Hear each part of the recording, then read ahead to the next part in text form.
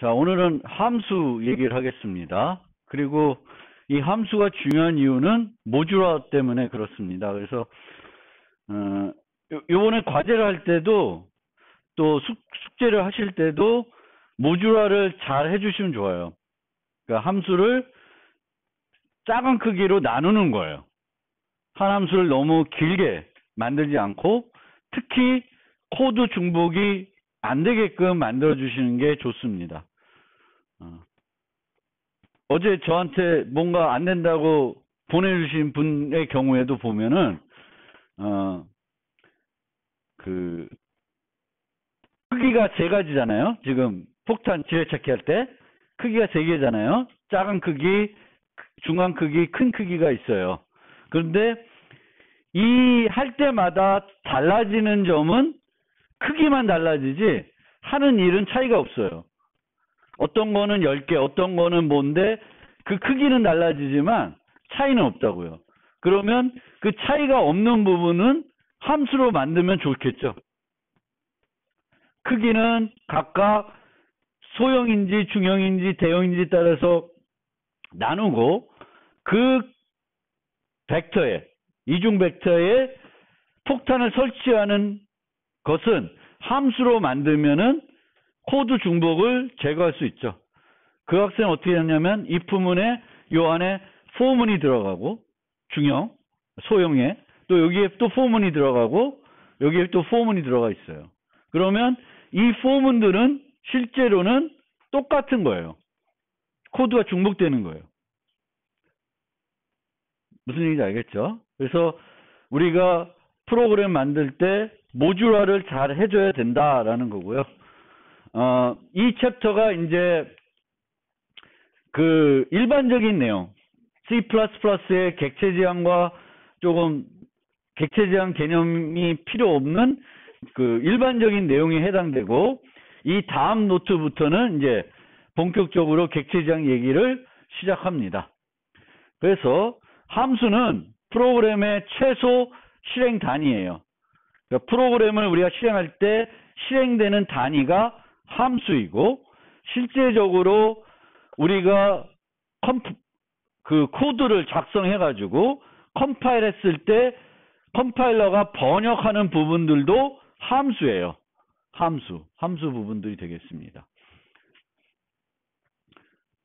그리고 객체 지향을 넘어가더라도 객체 지향에서도 최소 실행 단위는 함수입니다. 차이점은 객체 지향에서는 함수가 중심이 되는 게 아니라 데이터가 중심이 돼서 함수를 호출하는 형태가 되는 거죠. 늘 예제를 들었듯이 그 기존 구조화 프로그래밍에서는 처리할 데이터를 인자로 넘겨야 돼요. 함수로. 이 함수에서 벡터를 처리할 거다 하면 벡터를 넘겨야 되는 거예요. 그런데 그 객체 지향에서는 넘기는 게 아니라 그 벡터를 중심으로 호출하는 형태로, 학생을 중심으로 호출하는 형태로, 포인트를 중심으로 호출하는 형태로, 포인트를 함수에 넣는 게 학생을 함수에 인자로 전달하는 게 아니라 객체를 중심으로 처리하게 되겠습니다. 그러면 이렇게 우리가 함수를 사용하는 이유는 첫 번째가 복잡성을 줄이는 거예요. 큰 문제를 줄여서 작은 단위를 줄여서 작은 단위들을 해결해 가지고 큰 문제를 해결하려고 그러는 거예요. 하나의 큰 프로그램을 짜야 되는데 그 큰 프로그램을 한 덩어리로 짜기는 힘들죠. 그래서 나누는 거예요. 그거를 우리가 분할 정복이라고 보통 얘기하죠. divide and conquer 한다. 그리고 또 중요한 거, 코드 중복을 줄이기 위해서 하는 겁니다. 코드 중복을 줄이는 가장 효과적인 방법은 중복된 코드를 함수로 만들고 그 부분에서 그 함수를 호출하는 거예요. 동일한 작업을 여러 번 수행한다. 아니면 같은 작업, 같은 형태의 작업. 아까도 얘기했듯이 지뢰찾기 게임에서 지뢰를 씹는 그 과정은 소형이든 중형이든 대형이든 알고리즘은 똑같은 거예요. 랜덤한 위치에다가 그 주어진 개수만큼 설치하면 돼요. 그러면 이 함수는 인자로 그 지뢰밭의 크기, 그 다음에 뭐 주면 돼? 지뢰 수 주면은 그걸로 다 구성을 할 수 있습니다. 그리고 특정 작업을 추상화해 줄 수 있습니다. 추상화. 그러니까 우리는 어떤 코드 읽을 때 함수 호출하는 부분이 있으면 그 함수 호출 이름을 통해서 얘가 뭘 하는지를 알 수 있게 해주는 거예요. 그래서 함수 이름들을 잘 작성을 해 주셔야 됩니다.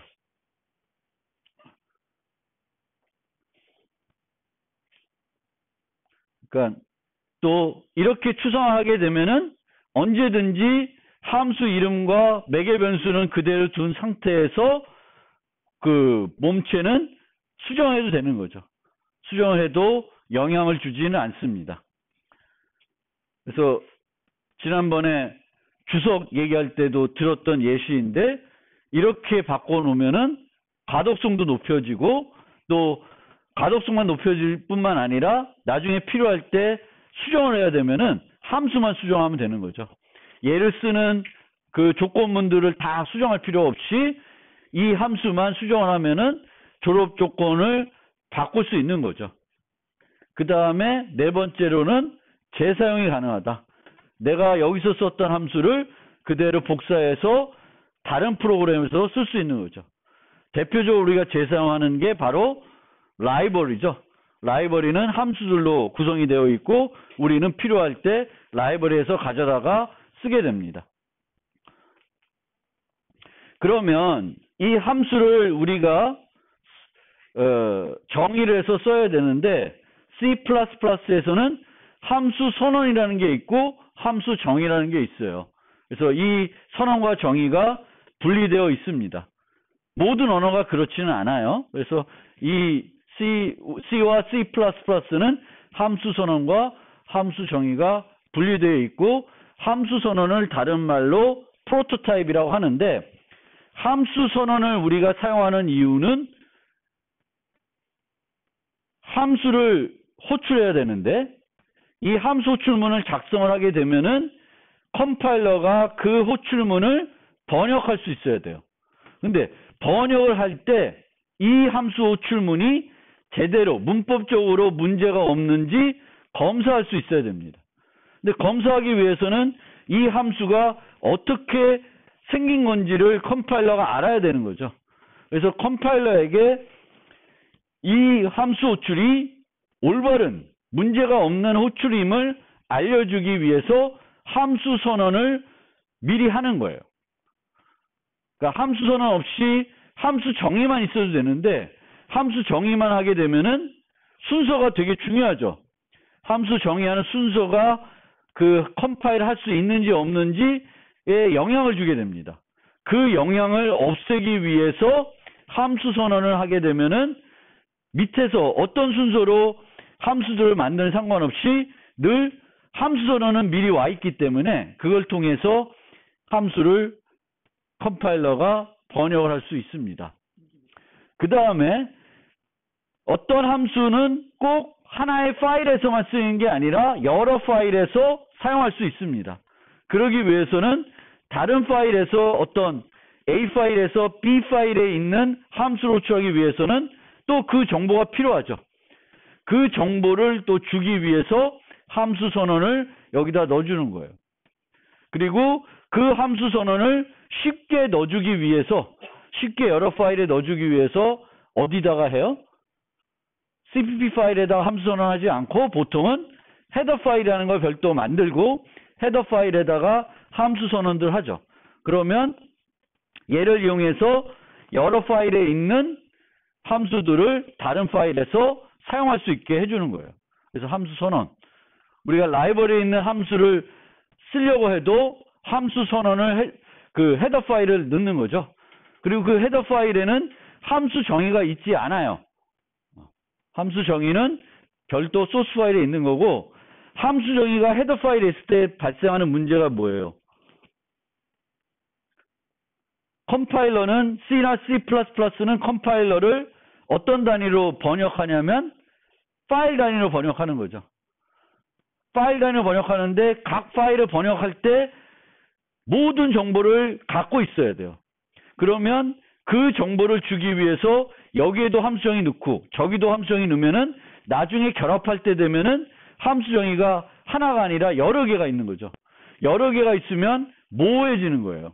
그래서 함수정의는 하나만 있어야 돼요. 전체 파일을 만들 때는, 실행 파일 만들 때는.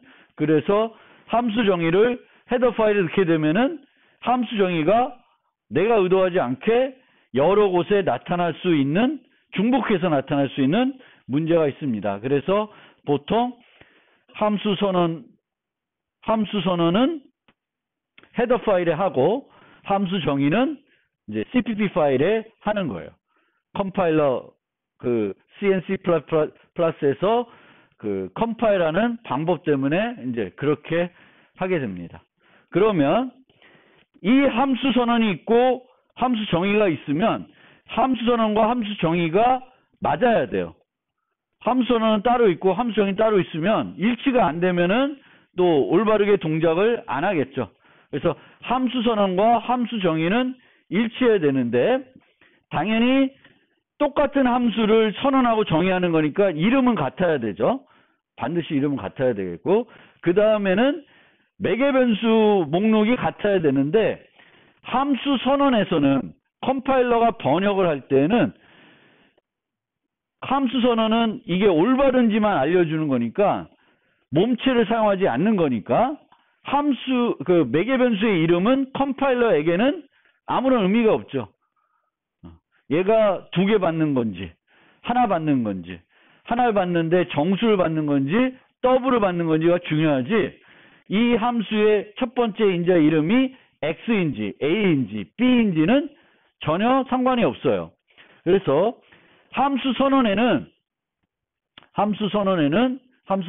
우리가 할 때는 개수와 타입이 일치해야 되는데 이름은 신경 안 써도 된다. 이름을 생략할 수도 있고 이름을 넣는데 함수 선언에 있는 이름과 함수 정의에 있는 이름이 달라도 상관이 없습니다. 그 다음에 이제 포인터 타입이나 참조 타입의 경우에는 인테저 이 일반 포인터와 수정 불가 포인터와 다르게 취급해요. 다른 타입이어야 돼요. 그런데 값 전달에서는 얘와 얘는 다른 걸로 취급하지 않습니다. 함수 선언에 있어서는. 물론 얘와 얘는 동작 방식이 달라요. 어떻게 다를까요? 그냥 인트로 한 거랑 컨스트 인트로 한 거랑은 어떤 차이가 있죠? 이 함수 얘는 선언이 다른 선언이 아니라 같은 선언으로 취급하는데 그냥 인트인 경우하고 컨스트 인트한 경우에는 이 f를 구현할 때 다르죠. 얘를 구현할 때 이 매개 변수를 갖고 수정하고 여러 가지 프로그램을 할 수 있어요. 근데 얘는 수정을 못하죠. 함수 몸체 내에서 이 매개 변수를 수정할 수 없어요. 그래서 함수 선언은 같은 걸로 취급하지만 실제 저 함수들을 구현할 때는 얘와 얘는 엄연히 다른 겁니다. 그리고 함수 선언과 정의 일치에 있어서 C++가 C보다는 더 엄격합니다. 엄격해요. 그래서 예전에 C에서는 없는 거는 아직 모르겠다라는 의미가 있었어요. 그래서 이렇게 해도 C에서는 문제가 안 되는데 C++에서는 이렇게 하면은 이제 오류가 되는 거죠. C++에서는 빈 거나 여기에 void 하나 쓴 거나 같은 의미예요. 매개 변수가 없다. C에서는 빈 거는 매개 변수가 뭔지 모르겠다라는 의미를 갖고 있어요. 그래서 그 차이가 또 있으니까 기억을 좀 해주시면 좋겠고요. 그리고 우리가 함수를 정의할 때 원래는 함수 정의에는 매개 변수 이름들이 다 나와야 돼요. 근데 일부러 안 쓰는 경우도 있어요. 그래도 컴파일 하는데 문제가 없습니다. 얘는 이 매개 변수는 사용할 수는 없죠. 여기서 이름이 없으니까 사용은 못해요. 사용은 못하지만 나중에 확장을 위해서 미리 지금부터 이런 식으로 만들어 놓을 수 있어요. 근데 이렇게 만들어 놓으면은 얘는 호출할 때 인자를 2개만 주면 되나? 아니면 3개 줘야 되나? 만약에 별로 이렇게 쓸 일은 없는데 함수 정의할 때 매개 변수 이름을 하나 안 썼어. 안 쓰려고. 나중에 이제 쓰려고. 지금은 안 쓰고 만들어 놨어요. 그러면 얘를 호출할 때 어떻게 해야 되냐면은 인자를 3개를 줘야 돼요. 그 못 쓰더라도. 얘는 어쨌든 간에 3개를 인자로 받는 함수예요. 3개를 인자로 받는 함수이기 때문에 하나를 이름을 안 썼더라도 늘 주셔야 되겠고, 이제 C++로 가면은 14로 가면은 반환 타입으로 오토를 쓸 수가 있고 20이 되면은 매개 변수 타입에도 오토를 쓸 수 있습니다. 매개 변수에 오토를 쓰면 어떤 의미인지는 좀 한참 뒤에 가서 설명을 한참 뒤가 아니라 뒤에 나오는구나. 32 가서 좀 설명을 드릴게요. 자, 이제 좀 본격적으로 들어갑시다. 함수를 우리가 정의해야 되는데 이제 정의하는 위치에 따라서 함수 호출을 하면은 그거 컴파일이 안 되니까 함수 선언을 해야 된다고 했고요. 함수 선언은 이제 헤더 파일에 한다고 했습니다. 그런데 이제 C++ 오면서 C에 없던 추가된 기능이 뭐냐면은 기본 인자예요. 기본 인자. 그래서 기본 인자를 지정해 놓으면은 내가 그 인자를 제공하지 않아도 돼요. 제공하지 않으면 뭘 써요? 그 기본 인자 값으로 인자 값을 씁니다. 그러니까 여기 보면은 int equal 1이라고 해놨어요. 그러면 요 인자로 기본 인자 값이 1이에요. 그럼 내가 원래는 이 함수는 정수를 하나 받는 함수인데 하나도 없이 호출했죠. 하나도 없이 호출하면은 여기 얘에서는 요 x에 전달하는 값이 뭐예요? 1이 되는 거예요. 그래서 기본 인자라는 걸 우리가 쓸 수 있고, 기본 인자를 쓸 때에는 맨 뒤에 쪽에 있는 애들만 쓸 수 있어요. 그래야 뭐하지 않겠죠. 중간에 있는 애를 기본 인자 쓰면은 인자 값들 나열했을 때 얘가 어디에 해당되는 애인지를 알 수가 없습니다. 그래서 기본 인자를 쓸 경우에는 기본 인자들은 뒤에 있어야 돼요. 모든 게 다 인자가 돼도 되는데 중간에 하나 인자가 아닌 게 없으면 안 돼요. 뒤쪽에 다 있어야 돼요. 기본 인자들은. 그리고 그러니까 이런 애는 안 된다는 거예요. 얘는 기본 인자가 없는데 앞에 게 있죠. 그러면 안 돼요.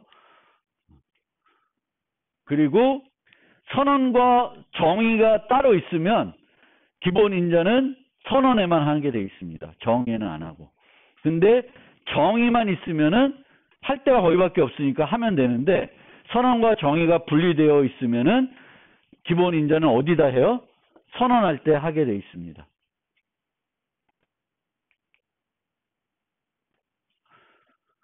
자, 그리고 함수를 우리가 이제 끝낼 때는 정상적으로 종료될 수 있고 비정상적으로 종료될 수 있는데 마지막 문장이 실행되거나 리턴문이 실행이 되면은 함수는 정상 종료되는 거예요.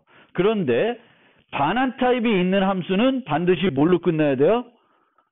반환 타입이 있는 거. 반환 타입이 있는 거는 반드시 리턴문을 통해서 끝나야 됩니다. 그리고 그 리턴문에서 반환 타입에 해당되는 또는 호환되는 값을 반환해 줘야 돼요. 예외적으로 문제 삼지 않는 게 있어요. 어떤 함수일까요? main. 예. main은 int라고 써도 맨 마지막에 return 0이 없어도 리턴이 없어도 문제 삼지는 않아요. 그래도 보통은 늘 하듯이 return 0 해주면 좋아요. main은 그렇게 되는 거고요. 반환 타입과 읽지 않은 타입 값을 반환할 경우에는 자동 타입 변환이 시도되며 이것이 가능하지 않으면 문법 오류가 됩니다. 그래서 이런 애는 문법 오류가 돼요. 이를 std string, 정수를 그냥 내가 어떻게 바꿔주지 않았는데 저절로 문자열로 바뀌지는 않습니다. 뭐 이렇게 함수를 불러서 정수를 문자열로 바꿔줄 수 있는데 그렇지 않고는 안 되는 거예요. 그러면 이제 에러가 납니다. 그리고 지역 변수의 주소나 참조를 반환하는 것은 오류는 문법 오류는 아닌데 논리 오류가 되는 거죠. 왜냐하면은 이 함수가 끝나면 n은 사라지는 애예요. 사라진 애를 참조하고 있거나 사라진 애의 주소를 갖고 있으면은 문제가 될 겁니다. 그래서 이런 식의 프로그래밍은 하면 안 되는 거고 주의해야 되겠습니다.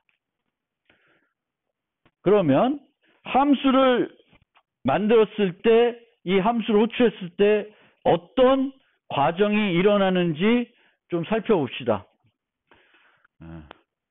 이 함수가 실행이 되면은 그 함수를 위한, 그 함수가 사용하는 데이터들을 저장하기 위한 공간이 메모리에 만들어져요. 근데 그 함수를 위한 공간, 그 함수의 데이터들이 저장되는 공간을 그 프로그램의 스택 메모리라 그래요. 그럼 왜 스택 메모리라고 하냐면은 스택이라는 자료 구조가 있는데 이 스택 자료 구조는 이런 형태예요. 동전을 쌓으면은 중간에서 물론 기술 좋은 사람 뺄 수 있겠지만 얘는 어떻게 해야 되냐면은 추가는 맨 위에다 하는 거고 뺄 때도 맨 위에서 빼는 거예요. 저렇게 뺄 때 맨 위에서, 넣을 때도 맨 위에만 추가할 수 있는 자료 구조를 우리가 프로그램 세계에서는 스택 자료 구조라고 그럽니다. 그런데 프로그램에서 함수가 실행될 때 각 함수를 위한 공간들이 자리 잡게 되겠고 그 공간들이 어떤 형태로 자리 잡냐면은 스택과 비슷하게 자리가 잡는 거예요. 처음에는 메인이 자리 잡겠죠. 그리고 메인이 끝나기 전에 여기서 함수를 호출하겠죠, 보통. 그러면 이 메인 위에 쌓이는 거예요. 위에 쌓이는 형태가 되겠고, 제일 먼저 없어지는 것, 그 쌓여있는 것 중에 맨 위에 있는 게 사라져요. 그래서 스택 자료 구조와 똑같은 구조로 동작하기 때문에, 이 함수가 사용하는 공간들을 스택 메모리라 그러고, 그 특정한 함수의 데이터들이 유지하는 공간을 그 함수의 스택 공간이라 그래요. 그러면 요 예시를 한번 봅시다. 요 예시를. 그러면은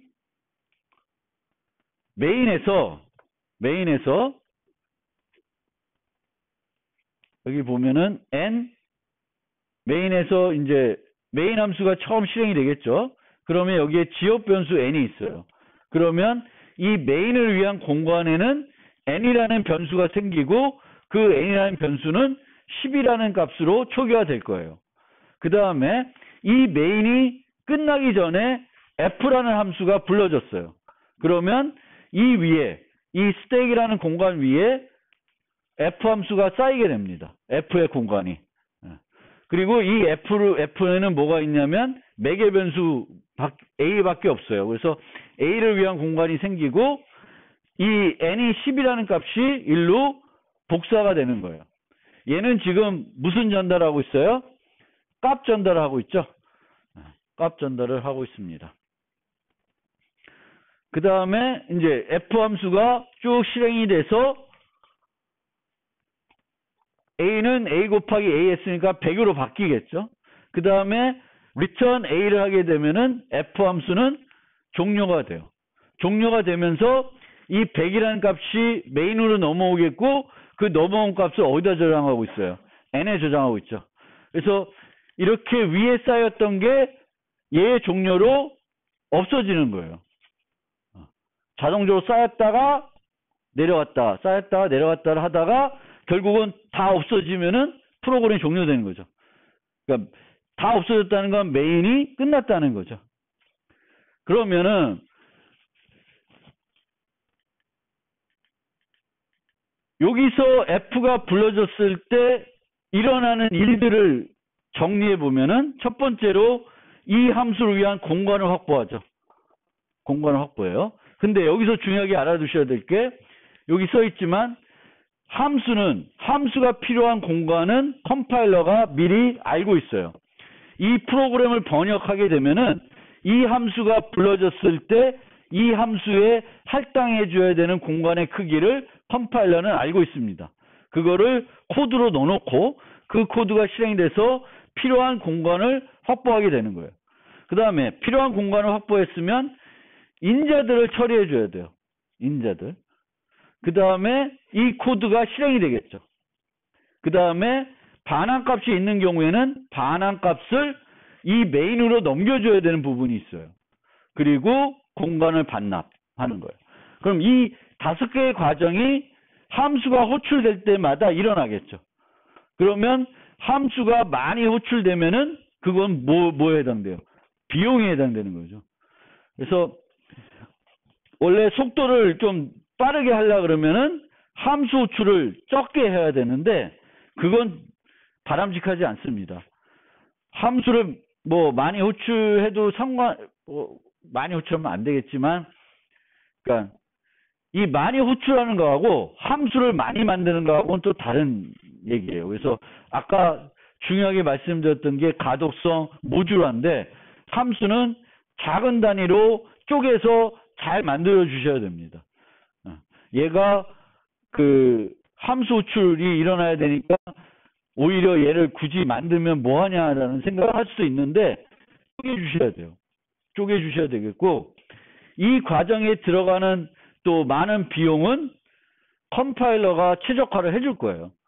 나는 내가 최적화하려고 하지 말고, 내 성능을 최적화하려고 하지 말고, 나는 내 초점은 최적화보다는 가독성, 모듈화에 더 초점을 둬서 진행을 하셔야 됩니다.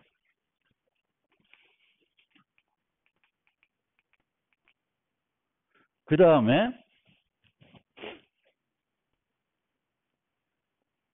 함수에서 다른 함수를 호출할 수 있는데 함수에서 다른 함수를 호출하는 것이 아니라 자기 자신을 호출할 수 있어요. 그거를 뭐라 그러냐면은 재기 호출이라고 그래요. 재기 호출. 그러면 나 자신을 호출하니까 그게 계속 반복이 되겠죠. 여기서 이런 식으로 팩토리얼을 부르죠. 그럼 또 오면 또 부르겠죠. 그럼 계속 재기적으로 호출하게 돼요. 그러니까 반복문은 계속 반복하는 거잖아요. 그러면 이 반복문은 어떻게 돼야 돼요? 궁극에는 종료가 돼야 되겠죠. 반복이. 재기도 마찬가지예요. 재기 함수는 계속 재기 호출을 하는데 그냥 잘못 짜면은 뭐가 되냐면 무한 재기가 돼요. 무한 재기하고 무한 반복하고 차이는 뭘까? 여기 어디 써 있는데 무한 반복을 하게 되면 for문을 잘못 짰어요. 반복문을. 그래서 무한 루프가 됐어. 그러면 프로그램은 계속 실행이 돼요. 끝나지 않고 계속 실행이 돼요.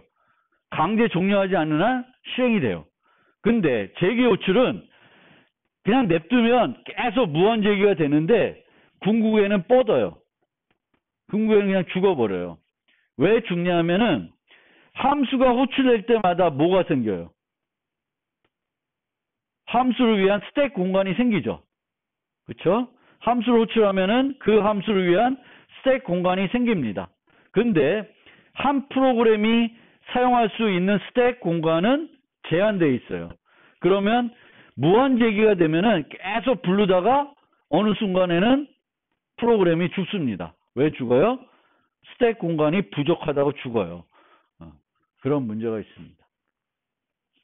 근데 재기 호출은 어떤 이점이 있냐면은 같은 종류 한 문제를 같은 종류의 작은 문제로 표현할 수 있으면 재기 호출을 이용해서 프로그램을 작성하게 되면은 간결하게 작성할 수 있어요.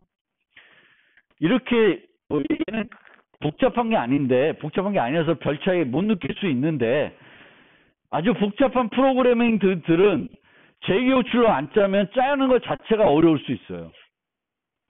여러분들이 나중에 자료구조 알고리즘 시험 배워보면은 재기 호출을 이용하지 않고는 프로그램을 짜기가 되게 어려운 경우가 많습니다. 특히 어떤 문제가 있는데 이 문제를 해결하려고 그러면은 전수조사해야 돼요. 전수조사하는 건 가능한 모든 경우를 조사해가지고 그 중에 최대값 찾거나 최소값을 찾아야 돼요. 그러면 가능한 모든 경우를 조사하도록 프로그램을 구성하려는 것은 재기 호출을 이용하지 않고는 작성하기가 매우 어렵습니다. 그래서 이렇게 이제 재기 호출을 작성을 할 수 있습니다. 그러면 이 재기 호출을 작성할 때는 제일 중요한 게 뭐냐면은 요거예요. 엔딩 컨디션. 재기 호출이 종료되는 조건. 재기 호출은 보면은 여기에 인자가 많을 수 있는데 이 중 인자가 하나가 변해요. 안 변하면은 무한재기가 되겠죠. 이 인자 하나가 재기 호출 함수의 인자 하나가 계속 변하게 됩니다. 그래서 얘가 변해서 어떤 값이 되면은 재기 호출이 끝내야 돼요. 그래서 항상 보면은 재기 함수들은 처음에 뭐가 나오냐면은 재기를 종료하는 조건이 나오게 됩니다. 이 경우에는 n이 1과 같거나 작아지면은 끝나게 돼 있어요. 그렇지 않으면 반복을 하게 됩니다. 그래서 재기 호출 함수는 이렇게 무한 반복이 되는데 인자가 계속 변한다라는 걸 기억해 두시고요. 그런데 이 재기 호출로 프로그램을 짰을 때 나타날 수 있는 문제 중에 하나는 뭐냐면은 똑같은 재기를 여러 번 호출할 수 있어요. 똑같은 재기를. 그러니까 여기 보면은 피보나치 수라는 게 있어요. 피보나치 수. 피보나치 수는 첫 번째 항이 1이고 두 번째 항이 1이고 그 다음부터는 이전 두 항을 더하는 형태로 가요. 그래서 1, 1, 2, 1, 2, 3, 2, 3, 5, 3, 5, 8 이렇게 나가는 거예요.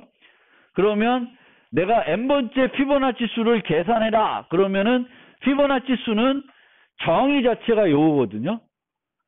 피브 n은 n-1 플러스 n-2예요. 그럼 작성하기 되게 쉽죠. 근데 얘를 재기 호출 트리를 그리면 처음에 F5를 호출하면은 이 F5가 뭘 호출해요? F4와 F3을 호출해요. 그럼 얘는 또 3, 2를 호출하고 이렇게 돼요. 그러면 F3이 여기서도 호출되고 여기서도 호출되고 있죠. F2도 여러 곳에서 호출되고 있어요. 그래서 똑같은 것이 중복으로 여러 번 나타날 수 있습니다.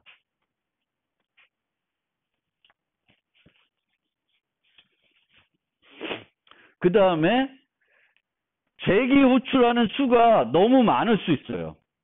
무한재기는 아닌데도 너무 많이 재기가 반복적으로 일어날 수도 있습니다. 근데 너무 많이 일어나게 되면은 스택 공간이 부족하게 돼요.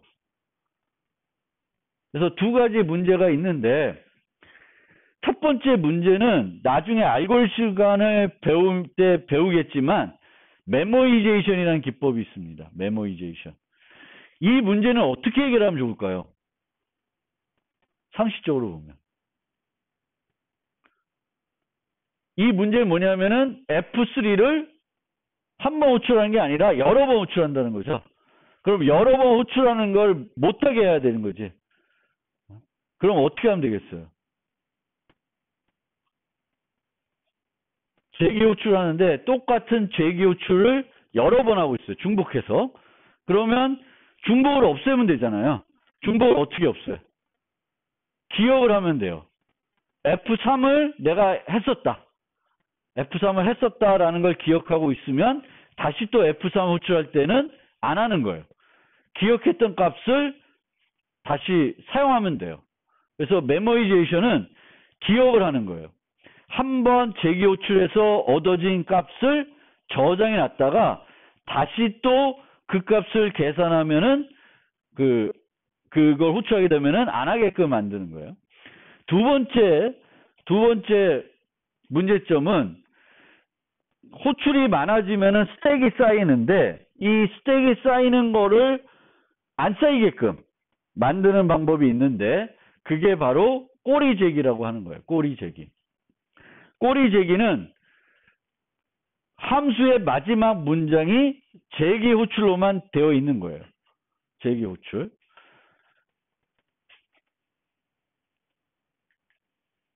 요거 봅시다. 얘는 마지막 문장이 리턴 문이에요. 근데 얘는 갔다가 오면서 팩토리얼 n-를 불러가지고 n- 값을 계산한 다음에 뭘 해야 돼요? n과 곱해야 되죠. 그러니까 스택이 계속 있어야 돼. 불렀을 때 다시 와가지고 n과 그 이전에 팩토리얼 n-를 곱해줘야 돼요. 그러니까 기존에 우리가 만들었던 스택을 계속 유지를 해줘야 됩니다. 그런데 꼬리재기로 바뀌게 되면은 되돌아와서 할 일이 없어요. 얘는 그냥 되돌아온 값을 주기만 하면 되기 때문에 되돌아와서 할 일이 없기 때문에 할 일이 없는데 굳이 스택을 남겨둘 필요가 없어요. 그래서 꼬리재기로 만들어주면은 컴파일러가 어떻게 하냐면은 스택을 유지를 안 해. 끝나면 그냥 바로 버려요. 그러면 이제 스택 공간 부족이라는 문제가 발생하지 않습니다.